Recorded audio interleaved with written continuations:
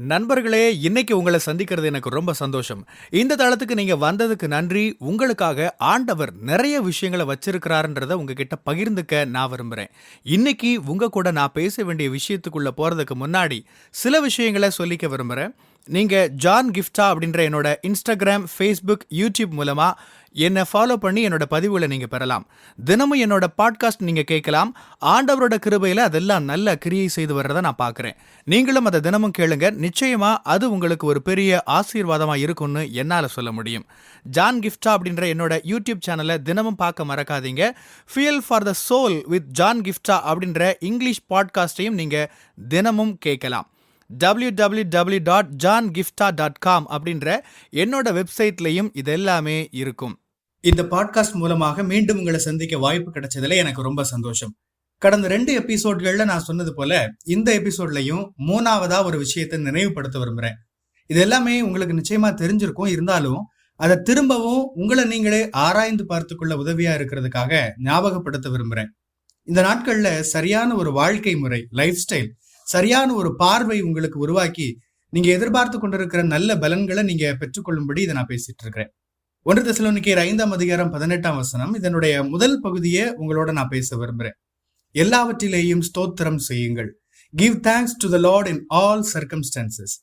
எல்லாவற்றிற்காகவும் எல்லாவற்றிலும் எல்லா சூழல்களிலும் ஆண்டவருக்கு நன்றி சொல்லுங்கள். இதுதான் கிறிஸ்துவில் உங்களுக்கான சித்தம். என்ன நடந்தாலும் சரி, ஆண்டவருக்கு நன்றி செலுத்துங்கள். இப்படியெல்லாம் வெவ்வேறு மொழிபெயர்ப்புகள்ல நாம பாக்குறோம். நம்ம எல்லாருக்குமே ஒரு மனப்பான்மை உண்டு. அது என்னன்னா, ஏதாவது நல்ல விஷயம் நடந்திருந்தா நம்ம நன்றி உணர்வோட இருப்போம்.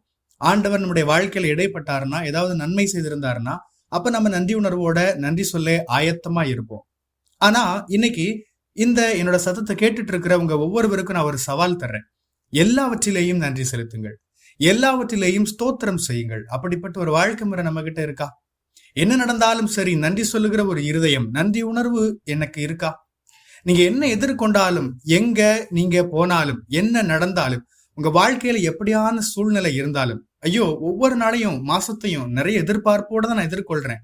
ஆனா எந்த நல்லதும் நடக்கல, நான் எதிர்பார்த்த எதுவும் நடக்கல, எதிர்பாராத தீமை நடந்திருக்கு அப்படி நீங்க சொல்றதா இருந்தாலும், அப்படி ஒரு சூழல்லையும் உங்களால நன்றி சொல்ல முடியுமா? ஒருவேளை நடக்காத காரியங்களை எல்லாம் சொல்லி சொல்லி நீங்க கசந்து கொண்டு இருக்கக்கூடும். இன்னொரு புறம் ஆண்டவர் செய்த நன்மைகளை, அவர் அளித்த ஆசிகளை எண்ணி எண்ணி அவருக்கு நன்றி செலுத்தவும் முடியும். இதுதான் இன்னைக்கு என்னோட சத்தத்தை கேட்டுட்டு இருக்கிற உங்க எல்லாருக்கும் நான் கொடுக்கிற ஒரு சவால். நீங்க எப்படியான சூழல்லையும் அவருக்கு நன்றி செலுத்துவீங்களா? எனக்கும் கூட நான் ஜெபித்து காத்திருந்த சில விஷயங்களுக்கு ஆண்டவர் பதில் தராம தான் இருக்கிறார். ஆனாலும் ஆண்டவர் இதுவரை என்னை நடத்தி வந்ததற்காக, என்னை கைவிடாததற்காக அவருக்கு நன்றி சொல்றேன். அவரை நான் விட்டு விடல. அவர் தம்முடைய வார்த்தையில் உண்மை உள்ளவர், தம்முடைய வாக்குகளில் அவர் உண்மை உள்ளவர். அவர் தாம் முன்குறித்திருந்த நேரத்தில் தாம் செய்ய விரும்பியதை என் வாழ்வில் சரியாக செய்வார். என்னுடைய காலத்திட்டத்தின்படி அல்ல, அவரோட காலத்திட்டத்தின்படி அவர் செயல்படுவார். இப்படின்னு சொல்லக்கூடிய ஒரு இடத்துக்கு, ஒரு மனப்பான்மைக்கு நீங்க வரணும். இப்படிப்பட்ட ஒரு நன்றி உணர்வு நிறைந்த இடத்துக்கு நீங்க வரணும். நீங்க இன்னைக்கு நன்றி உள்ளவங்களா இருக்கிறதுக்கு நிறைய காரணங்களை என்னால சொல்ல முடியும். உங்க தலைக்கு மேல ஒரு கூரை இருக்குது, ரூஃப் இருக்குது இல்லையா? அதுக்கு நீங்க ஆண்டவருக்கு நன்றி சொல்லலாம். நான் சொல்லிட்டு இருக்கிற இந்த விஷயத்த கவனிச்சு கேட்கக்கூடிய ஒரு திறனை ஆண்டவர் கொடுத்திருக்கிறாரு இல்லையா? இதுக்கு நீங்க நன்றி உடையவங்களா இருக்கலாம். கவனித்து கேட்கக்கூடிய ஒரு ஆற்றல் உங்களுக்கு இருக்குது இல்லையா? அதனால தான் உங்களால நான் சொல்றத கேட்டு அதை புரிஞ்சுக்க முடியுது. உங்களுக்கு பார்க்கக்கூடிய கிருபை இருக்கு. அதனால தான் நான் சொல்லிட்டு இருக்கிறத உங்க கையில இருக்கக்கூடிய உபகரணம் மூலமா நீங்க கேட்டுட்டு இருக்கிறீங்க. இப்படி இன்னைக்கு நீங்க நன்றி உணர்வோடு இருக்கிறதுக்கு நிறைய காரணங்கள் இருக்கு. நீங்க நேசிக்கிற நபர்கள் உங்களை சுத்தி இருக்கிறாங்களே, உங்களுக்கு ஒரு வேலை இருக்குது இல்லையா? ஒரு வேளை அது நீங்க மிகவும் நேசிக்கிற, உங்களுக்கு மனநிறைவான ஒரு வேலையா இல்லாம இருக்கலாம். ஆனா ஏதோ ஒரு வேலை, உங்களை சுத்தி இருக்கிறவங்க ரொம்ப நல்லவங்கன்னு சொல்லிட முடியாதுதான். ஆனாலும் உங்களை சுத்தி மனுஷங்க இருக்காங்க இல்லையா? என்ன சொல்ல வர்றேன், எப்படியும் நீங்க நன்றி சொல்வதற்கு நிறைய காரணங்கள் இருக்கத்தான் செய்து. ஆக என்ன நடந்தாலும் சரி, நன்றி உணர்வோடு இருக்கக்கூடிய ஒரு மனநிலைக்கு வாங்க. ஆண்டவரே, இதை என்னுடைய வாழ்க்கை முறையா மாத்திக்க எனக்கு உதவி செய்யுங்கன்னு அவரை கேளுங்க. நான் எப்போதும் நன்றி உணர்வோடு இருக்கணும். நான் இருக்கிற சூழல் பரிபூர்ணமான ஒரு சூழலா, பெர்ஃபெக்டான ஒரு சூழலா இல்லாம இருக்கலாம், சிறப்பான ஒரு சூழலா இல்லாம இருக்கலாம். இருந்தாலும் கூட நான் உங்களை நம்புவேன், நான் நன்றி உணர்வோட உங்களை பார்ப்பேன்னு சொல்லுங்க. ஏன்னா அப்படி ஒரு நன்றி உணர்வின் மனப்பான்மையோட நீங்க இருப்பீங்கன்னா அது நீங்க அவரை நம்புறீங்கன்னு காட்டும். சாத்தியம் இல்லாதவை அவரால் சாத்தியமாகும்னு நீங்க சொல்றீங்க. அந்த ஒரு நம்பிக்கையே நீங்க உங்க வாழ்க்கையில எதிர்பார்த்துட்டு இருக்கிற நன்மைக்கு வழியை திறந்து தரும். அமேன். கர்த்தர் உங்களை ஆசீர்வதிப்பாராக. உங்களுடைய பகுதிகளில் பிரசங்கிக்க என்னை அழைக்க நீங்க விரும்பினா டிஸ்கிரிப்ஷன்ல இருக்கிற இமெயில் மூலமா என்ன நீங்க தொடர்பு கொள்ளலாம். பிரியமானவங்களே, இந்த செய்தி மூலமா நீங்க உற்சாகம் அடைஞ்சிருப்பீங்க, ஆசீர்வதிக்கப்பட்டிருப்பீங்கன்னு விசுவாசிக்கிறேன்.